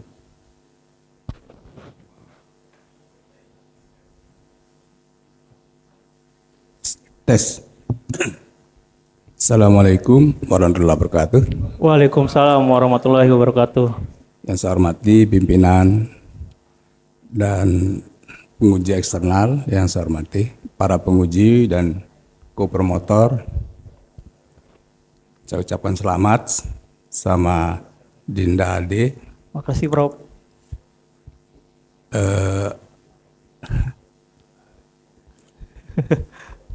Saya sebenarnya enggak enak nguji ini ya. Karena menguji Pak Ade sama menguji bapaknya berarti. Sebab kalau dia enggak bisa jawab kan malu bapaknya. Ya benar Prof. Ya, jadi saya harus tanya yang ringan-ringan aja ya. Apalagi promotor kan sebenarnya. Kebahagiaan saya Pak Ade ini bisa tampil di sini ya. Bagian dari hukum bisnis, saya orang tertua di hukum bisnis dan saya sudah menjadi merdeka sekarang kan. Ya Bro. Dalam peraturan Badan Usaha Milik Negara, dalam peraturan Menteri BUMD nomor 5 2021 dan dirubah dengan peraturan Menteri BUMD nomor 6 tahun 2022, CSR itu 4% dari laba gitu. Nah, hasil riset saudara itu apa itu dipedomani nggak oleh perusahaan-perusahaan negara atau perusahaan lain yang berafiliasi sebagai mitra perusahaan negara ya.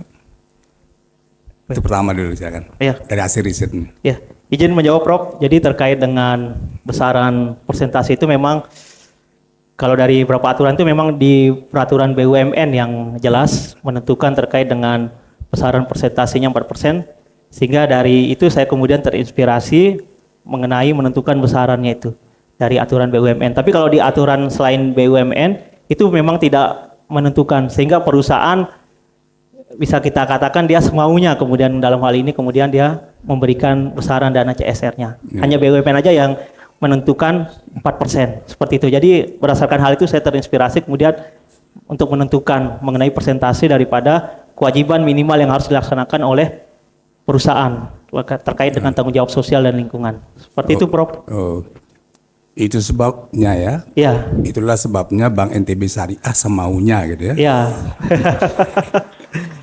Karena faktanya seperti itu, Prof, di lapangan. Bagus itu. Ya. Bobot akademik itu kan kita mengkritik yang tidak sesuai. Tidak boleh juga membiayai MSGP gitu. Karena yang boleh dibiayai oleh CSR itu adalah olahraga kerakyatan. Iya. Ya, sepak bola itu boleh ya. Itu olahraga rakyat, makanya Liga BRI dia kan boleh itu. Sepak bola itu adalah olahraga rakyat. MSGP enggak, itu elit punya balapan tuh. Saya enggak punya sepeda motor dan begitu kan. Siap. Ya, jadi nggak boleh. Tapi ya karena kita akademisi boleh mengkritik orang bank dan orang pemerintah, atau gubernur enggak boleh dikritik ya. Ya. Kenyataan dia terus saja berjalan. Tapi tanggung jawab pada akhirat silakan. Iya, Prof. Ya. Baik, itu saja ya. Selamat. Terima kasih, Prof. Ya. Assalamualaikum warahmatullahi wabarakatuh. Waalaikumsalam warahmatullahi wabarakatuh.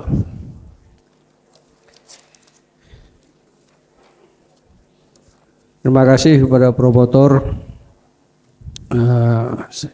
Saya kembalikan waktunya kepada MC.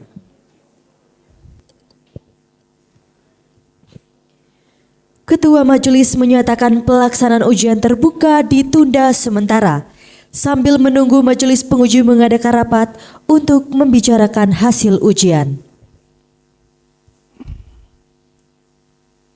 Ujian terbuka ditunda untuk sementara waktu. Promovendus dipersilahkan meninggalkan ruang sidang untuk menuju ke ruang tunggu.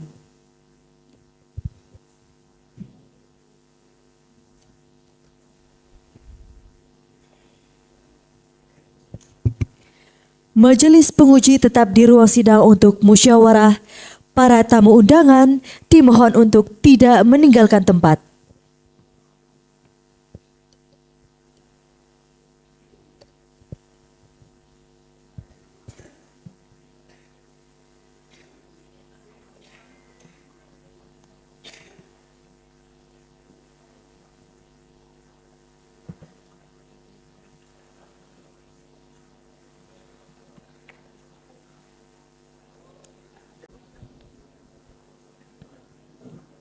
Ujian terbuka disertasi saya nyatakan dibuka kembali.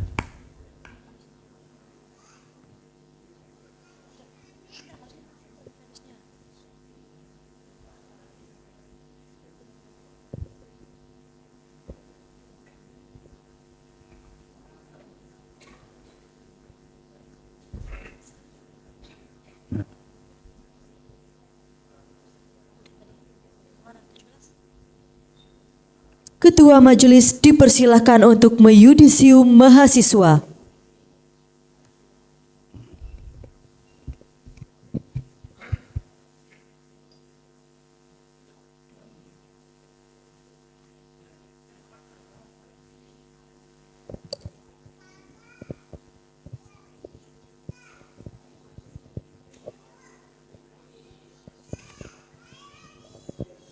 Baik, saya mohon kepada hadirin untuk menjaga ketenangan.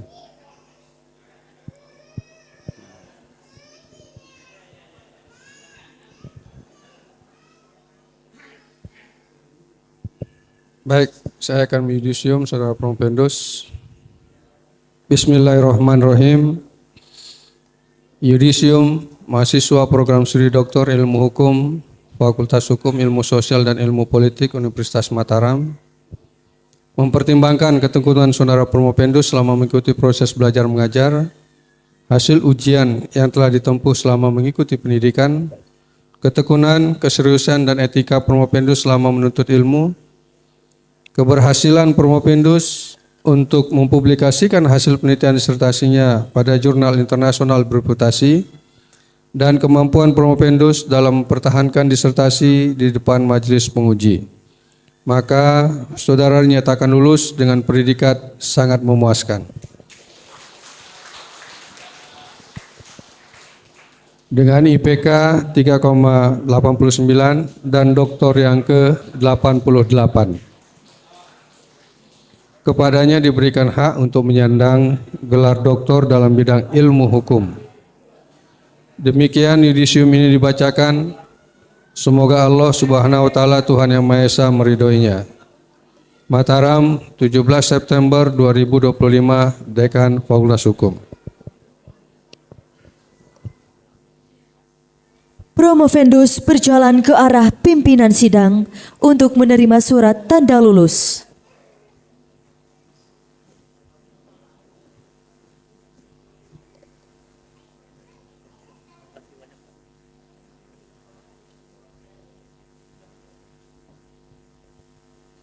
Menyanyikan lagu Padamu Negeri, seluruh hadirin dimohon berdiri.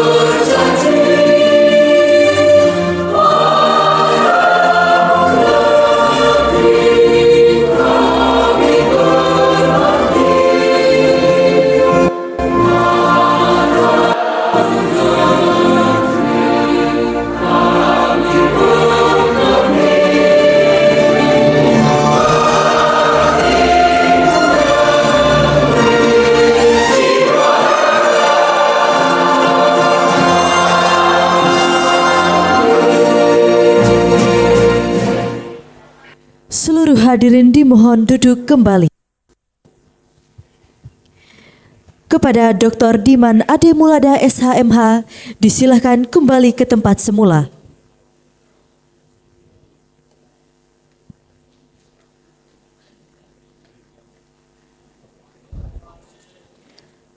Acara selanjutnya, kesan dan pesan dari Dr. Diman Ade Mulada SHMH. Kepadanya disilakan. Baik, Assalamualaikum warahmatullahi wabarakatuh. Salam sejahtera bagi kita semua. Om Swastiastu, Namo Buddhaya, salam kebajikan. Yang terhormat dan amat sangat terpelajar, Bapak Ketua Sidang Ujian Terbuka, Bapak Dr. Lalu Wirapriya Suhartana SHMH. Yang terhormat dan amat sangat terpelajar, tim promotor, Bapak Profesor Dr. Haji Zainal Asikin SHSU, Bapak Profesor Dr. Kurniawan SHM dan Bapak Dr. Edwardus Bayusili SHMH. Yang terhormat dan amat sangat terpelajar, penguji eksternal, Bapak Profesor Dr. Agus Yuda Hernoko SHMH. Yang terhormat dan amat sangat terpelajar, tim penguji, Bapak Profesor Dr. Muhammad Suud SHMH, Bapak Profesor Dr. Haji Sudiarto SHM Bapak Profesor Dr. Haji Irsaduddin SHMH, dan Bapak Dr. Haji Muhaimin SHM para rekan-rekan dosen dan keluarga serta hadirin yang berbahagia. Pertama-tama marilah kita panjatkan puji syukur kehadirat Allah Subhanahu wa taala, Tuhan yang Maha Esa, karena atas limpahan rahmat dan karunia-Nya kita dapat hadir bersama dalam sidang terbuka pada siang hari ini. Bagi saya pribadi, kesempatan ini merupakan sebuah momen yang sangat istimewa, sekaligus tonggak penting dalam perjalanan akademik dan kehidupan saya. Perjalanan studi doktoral adalah merupakan perjalanan yang panjang, yang penuh tantangan, ujian, sekaligus pembelajaran berharga. Sejak awal memulai proses perkuliahan hingga penyusunan disertasi, saya merasakan bahwa setiap demi tahap bukan hanya menuntut kemampuan intelektual saja, tetapi juga kesabaran, ketekunan, serta keteguhan hati. Saya mengalami berbagai dinamika, mulai dari keterbatasan waktu, tuntutan penelitian, hingga saya diberi cobaan kesehatan. Tapi alhamdulillah berkat semuanya itu, saya memperoleh banyak hikmah yang bisa kemudian menguatkan mental, melatih kedewasaan berpikir, dan menumbuhkan sikap rendah hati dalam menuntut ilmu. Kesan yang saya rasakan selama menjalani studi ini sungguh sangat mendalam, di mana para promotor dan kopromotor senantiasa memberikan bimbingan, arahan, serta masukan yang sangat berharga. Kesabaran hati dan ketulusan beliau-beliau dalam mendidik menjadi teladan bagi saya, bahwa seorang akademisi sejatinya tidak hanya menguasai ilmu pengetahuan, tetapi juga memiliki dedikasi, keikhlasan, dan keteguhan moral. Demikian pula para penguji yang saya hormati, melalui kritik, saran, dan pertanyaan yang tajam ketika ujian, ini juga semakin memperkaya pemahaman saya dan menguatkan kualitas akademik penelitian yang saya lakukan. Kepada rekan-rekan sejawat, sahabat seperjuangan, serta keluarga besar Civitas Akademika, saya juga menyampaikan apresiasi yang setinggi-tingginya. Saya merasakan suasana kebersamaan, saling mendukung dan memberi motivasi di setiap proses. Kebersamaan ini menjadi energi positif yang menjaga semangat saya agar tetap konsisten hingga akhirnya mampu menyelesaikan studi tepat waktu. Hadirin sekalian yang berbahagia, pesan yang ingin saya sampaikan dari perjalanan pendidikan ini adalah bahwa ilmu pengetahuan tidak boleh berhenti pada batas ruang kelas atau lembaran disertasi. Gelar akademik bukanlah tujuan akhir, melainkan sebuah amanah yang harus diwujudkan dalam bentuk kontribusi nyata. Tanggung jawab seorang doktor bukan hanya memperkaya hasanah keilmuan melalui riset dan publikasi, tetapi juga menghadirkan manfaat langsung bagi masyarakat, bangsa, dan peradaban. Saya percaya semakin tinggi pendidikan yang kita raih, maka semakin besar pula tanggung jawab moral yang kita pikul untuk menjaga integritas, menyebarkan ilmu, dan mengabdi dengan penuh ketulusan. Saya berharap semoga perjalanan akademik ini tidak hanya bermanfaat bagi diri saya pribadi, tetapi juga membuka ruang kolaborasi, melahirkan ide-ide, serta mendorong terciptanya solusi terhadap berbagai persoalan yang dihadapi, baik itu persoalan yang ada di masyarakat maupun di negara kita. Akhirnya, izinkan saya menyampaikan rasa terima kasih yang sebesar-besarnya. Pertama, yang terhormat dan amat terpelajar, Bapak Ketua Penguji, yang telah banyak memberikan masukan mulai dari ujian proposal sampai dengan hari ini, dan juga telah memberikan saya izin untuk melanjutkan pendidikan ke jenjang S3. Terima kasih Bapak Ketua Penguji sekaligus Dekan Fakultas Hukum, Ilmu Sosial, dan Ilmu Politik. Terima kasih juga saya ucapkan kepada tim promotor, itu Bapak Profesor Dr. Zainal Asikin SHSU selaku promotor yang telah memberikan waktunya untuk kita bisa berdiskusi, memberikan masukan dan koreksi dalam penyempurnaan disertasi, serta senantiasa memberikan nasihat dan motivasi kepada penulis untuk menyelesaikan disertasi.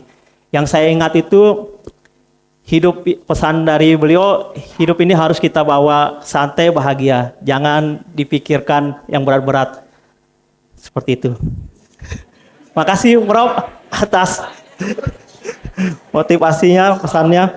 Terus yang kedua juga terima kasih kepada yang terhormat dan amat sangat terpelajar Bapak Profesor Dr. Kurniawan SHM selaku co-promotor 1 yang di tengah kesibukannya sebagai Ketua Prodi Dr. Ilmu Hukum itu sempat meluangkan waktunya untuk bisa kita berdiskusi, terus juga memberikan masukan-masukan yang berharga bagi penyempurnaan disertasi saya. Terima kasih Prof.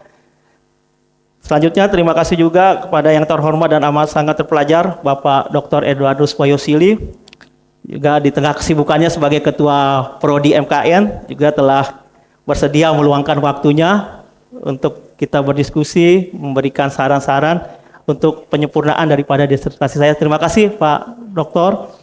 Selanjutnya juga terima kasih kepada penguji eksternal Profesor Dr. Agus Yuda Hernoko, SMH, yang telah bersedia menjadi penguji eksternal saya jauh-jauh dari Surabaya, Prof. Terima kasih banyak, Prof. Sudah banyak masukan-masukannya untuk kesempurnaan disertasi saya, terutama tadi yang berkaitan dengan hukum, dari aspek hukum Islamnya dimasukkan supaya biar menjadi pembeda untuk rumusan pertama berkaitan dengan hakikat. Terima kasih banyak, Prof. Selanjutnya juga terima kasih kepada tim Dewan Penguji. Yang pertama Profesor yang terhormat dan amat sangat terpelajar Profesor Dr. Muhammad Suud SHMH yang telah memberikan banyak masukan dari mulai ujian proposal sampai dengan ujian hari ini, khususnya yang berkaitan dengan persoalan lingkungan, karena beliau salah satu keahliannya juga dalam kaitannya dengan bidang lingkungan. Terima kasih banyak, Prof.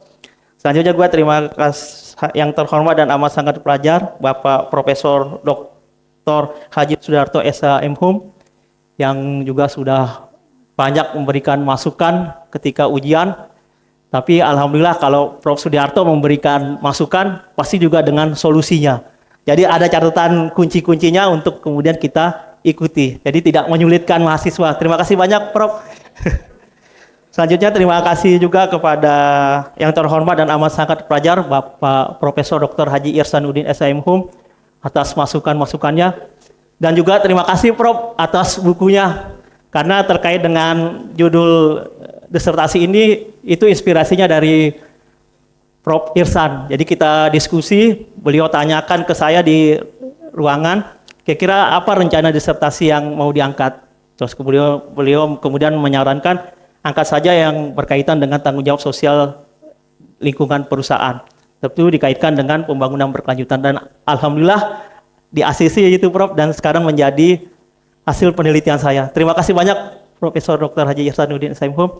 Selanjutnya juga yang terhormat dan amat sangat pelajar Bapak Dr. Haji Muhaimin. Terima kasih banyak Pak Doktor. Jadi Pak Dr. Muhaimin ini juga yang memotivasi saya untuk cepat menyelesaikan studi saya, karena kebetulan pada waktu beliau menjabat sebagai sekretaris Doktor Ilmu Hukum, nah beliau yang meminta saya untuk segera memasukkan judul, karena kebetulan saya adalah mahasiswa yang terakhir di angkatan saya yang memasukkan judul, karena kebetulan pada saat itu saya diterpa musibah di uji kesehatan, sehingga itu sempat yang membuat menjadi terhambat. Itu akhirnya saya menjadi mahasiswa yang terakhir yang mengajukan judul disertasi, tapi alhamdulillah menjadi mahasiswa yang pertama di angkatan menyelesaikan disertasi.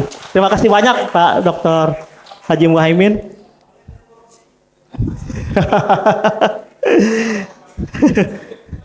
Selanjutnya juga terima kasih banyak juga saya ucapkan kepada kedua orang tua saya, Bapak Arif Rahman SHMHum dan Ibu Hadijah Rasyadi SPD. Alhamdulillah Pak, anaknya akhirnya bisa menyelesaikan apa yang menjadi harapan daripada kedua orang tuanya. Karena yang gencar untuk adik cepat sekolah itu bapak sama mama. Cepat, jangan tunggu. Kalau bisa selesai S3-nya itu sebelum bapak pensiun. Dan alhamdulillah apa yang menjadi harapan dari kedua orang tua bisa saya wujudkan dengan menyelesaikan pendidikan sebelum bapak pensiun. Karena insya Allah kalau diberikan umur panjang, tahun depan bulan September bapak pensiun. Alhamdulillah akhirnya anaknya bisa menyelesaikan pendidikan sesuai dengan apa yang diharapkan. Selanjutnya juga saya mengucapkan terima kasih kepada istri saya tercinta, yaitu Dr. Rizky Yudiansari. Jadi ini luar biasa istri saya ini. Dia mendampingi saya dari saat susah dan senang. Jadi tidak hanya senangnya saja, tetapi dalam kondisi terpuruk pun dia tetap setia mendampingi suaminya. Itu sudah terbukti ketika saya diberikan ujian sakit, dia yang selalu mendampingi saya di rumah sakit maupun di rumah kontrol lain sebagainya. Terima kasih sayang. Tapi ada enggak ya? Oh, ada di belakang dia. Selanjutnya juga buat putri saya tercinta, Kemuning Serafina Mulada. Terima kasih sudah menjadi penghibur papanya ketika sedang lelah dalam menyusun disertasi. Jadi obat ketika lelah dalam menyusun disertasi, ajak anak bermain. Jadi dengan kehadiran Putri Tawayang Kemuning, akhirnya proses pengerjaan disertasi akhirnya menjadi cepat. Tadi mohon maaf tadi Prof, yang nangis itu anak saya ternyata. Maklum tadi malam agak kurang sehat, tiba-tiba badannya panas, mungkin bawaan. Tadi makanya dia nangis tiba-tiba. Selanjutnya juga saya ucapkan terima kasih kepada adik tercinta saya, Dadi Arja Kusuma SHMKN. Ya juga selalu memberikan support dan motivasi. Segera bro, selesaikan kuliahnya, jangan ditunda-tunda. Nanti soal ini itu nanti kita pikirkan bersama. Alhamdulillah bro, mana? Akhirnya kakaknya sudah bisa menyelesaikan. Ya, insya Allah mudah-mudahan dia nyusul tahun depan. Saya juga terima kasih kepada ipar-ipar saya. Ada Rizka, ada AA, ada Widya, ada Didat yang selalu memberikan support dan doa-doanya supaya abangnya cepat menyelesaikan pendidikannya. Terus selanjutnya juga terima kasih kepada keluarga besar saya, baik yang ada di Mataram maupun yang jauh-jauh datang dari Sumbawa, karena lumayan banyak juga keluarga yang datang dari Sumbawa. Yang dari Mataram ada Pincung, ada Abi Ihan, ada Om Oo, ada Om Ajis. Dari Sumbawa juga lumayan. Ada Bianti, ada Bibintang, ada Bilina, ada Om Husni. Wah, enggak bisa saya sebutkan satu-satu, tapi terima kasih banyak sudah datang. Selanjutnya juga terima kasih saya ucapkan kepada ada Ketua IPAT tadi, kebetulan udah keluar ya. Jadi ada Ketua IPAT dan rekan-rekan notaris yang sudah meluangkan waktunya untuk hadir pada ujian saya. Terima kasih banyak. Terus selanjutnya juga saya ucapkan terima kasih kepada teman-teman angkatan 2023. Wah, terima kasih, itu ada Bang Edot, ada Pak Yudi, ada Pak Masun, ada Imam, ada Pak Aang, ada Pak Heri, terus ada ya banyak semua teman-teman angkatan 2003. Terima kasih banyak. Terima kasih atas kebersamaannya selama ini. Semoga kekompakan ini di antara kita tetap terjaga. Segera buat teman-teman yang lain segera selesaikan disertasinya. Jangan tunggu sempurna. Yang penting sudah terjawab permasalahannya, langsung konsultasikan. Nanti ketika kita konsultasi, ketika kita ujian, itu kan banyak tahapannya ujian. Nah, nanti itu semakin sempurna seperti itu. Jadi jangan dicari sempurna sekali baru kemudian konsultasi. Jadi sambil jalan saja biar cepat. Pak Zulfari terima kasih juga sudah datang. Terus terima kasih juga kepada sahabat-sahabat saya alumni Fakultas Hukum angkatan 2011. Ada beberapa orang tadi, ada Rara, ada Siska, ada Ria. Terima kasih, ada Pak Aang juga, sama-sama juga angkatan di program S2 MIH 2011. Terima kasih banyak atas kehadirannya dan supportnya. Terus juga terima kasih juga kepada rekan-rekan dosen semua yang ada di Fakultas Hukum Ilmu Sosial dan Ilmu Politik, senior-senior, terus juga teman-teman terkhusus juga di bagian hukum bisnis. Luar biasa dukungannya, senior-senior juga seperti itu. Terima kasih banyak atas support dan kehadirannya. Yang belum, teman-teman di hukum bisnis yang belum S3 segera lanjutkan. Ternyata kuliah S3 itu tidak seseram yang kita pikirkan.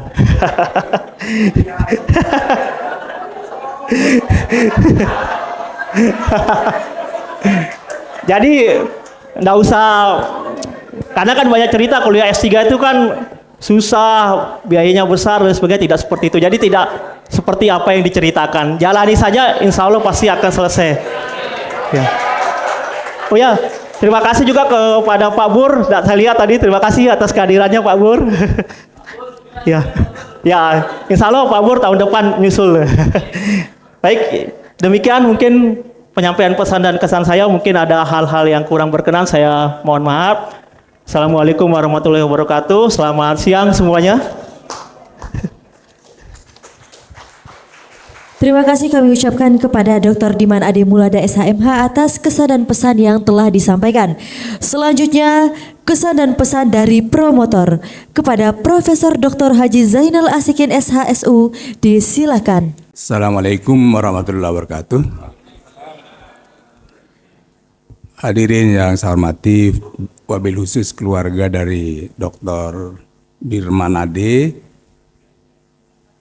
para mahasiswa yang seangkatan dengan Dirman Ade, tamu-tamu lainnya, bahwa untuk Pak Dr. Dirman, bahwa saya ucapan selamat ya, Dr. Dirman Ade, telah selesai ya tugas kami mengantarkan Anda menjadi seorang dokter, di mana selama kami membimbing itu tidak saja membimbing akademik ya.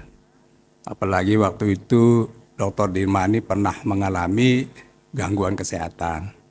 Sehingga ketika mengalami gangguan kesehatan, kalau datang membimbing, tentu saya harus menghibur dengan yang happy-happy kan. Maka saya selalu mengatakan sama Dirman waktu itu, jangan terlalu banyak dipikirkan tentang penyakit. Banyak orang yang tidak sakit meninggal sebenarnya. Ya, jadi justru yang sakit-sakitan itu yang panjang umurnya sebenarnya.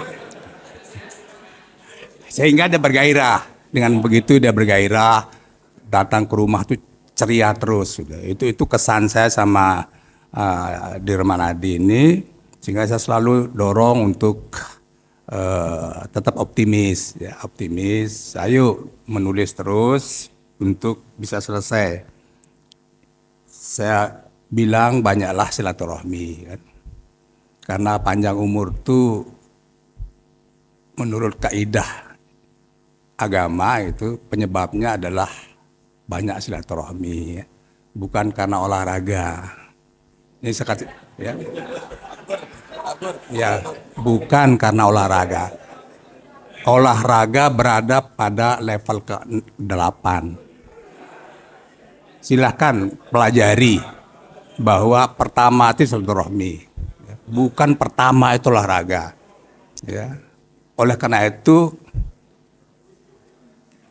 Dirman nanti rajin-rajin silaturahmi ya.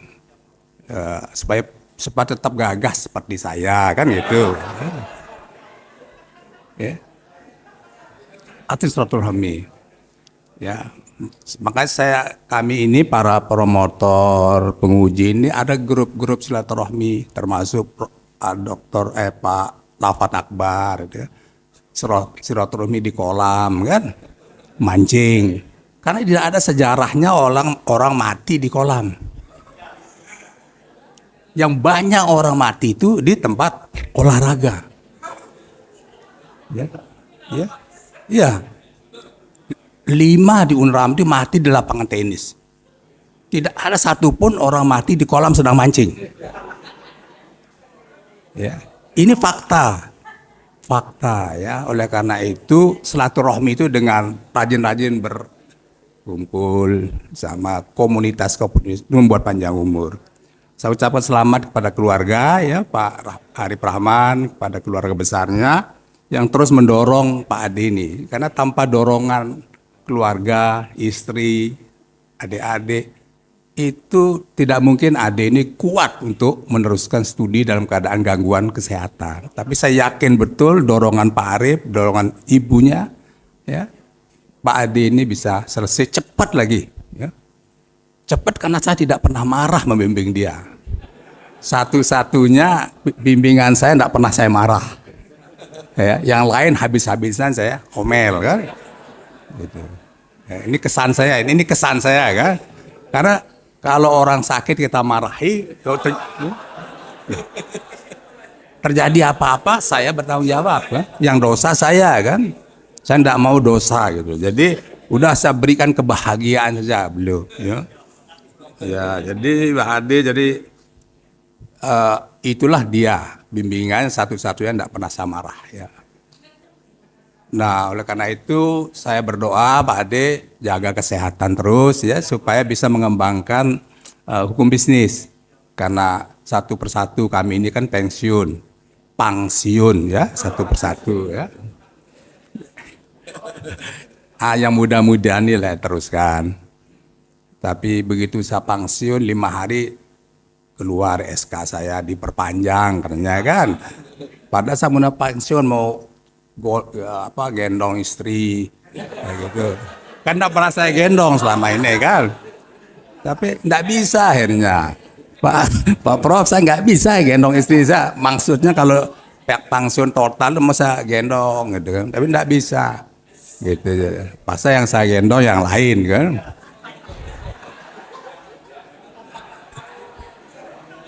Ya, yang lain kita gendong. Kucing apa itu yang lain itu. Baik, itu hiburan kita, kebahagiaan saya hari ini karena bisa mengantarkan Pak Diman Ade ya. Sekali lagi saya ucapkan selamat, besarkan kampus ini ya, yang jadi generasi penerus di hukum bisnis. Lebih kurang saya mohon maaf. Billahi taufiq wal hidayah. Assalamualaikum warahmatullahi wabarakatuh. Terima kasih kami ucapkan kepada Profesor Dr. Haji Zainal Asikin SHSU atas kesan dan pesan hangat yang telah disampaikan. Selanjutnya penutup. Kami mohon kesediaan Dekan Fakultas Hukum, Ilmu Sosial dan Ilmu Politik Universitas Mataram untuk menutup acara ujian terbuka disertasi pada pagi hari ini. Kepada Bapak Dr. Laluwira Priya Suhartana SHMH, disilahkan.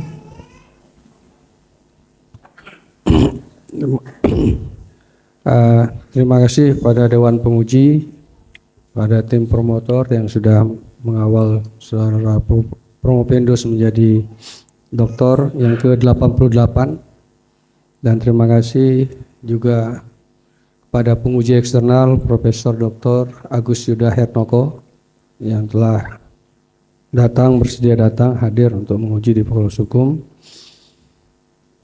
dan mohon juga kesediaan mungkin untuk ujian-ujian selanjutnya. Terima kasih kepada keluarga, pada para dosen yang hadir, kerabat yang telah mensupport, dan saudara Ade yang telah sukses menjadi doktor. Dengan mengucapkan Alhamdulillahirrabbilalamin, ujian terbuka disertasi saudara Dr. Diman Ade Mulada SHMH saya nyatakan ditutup.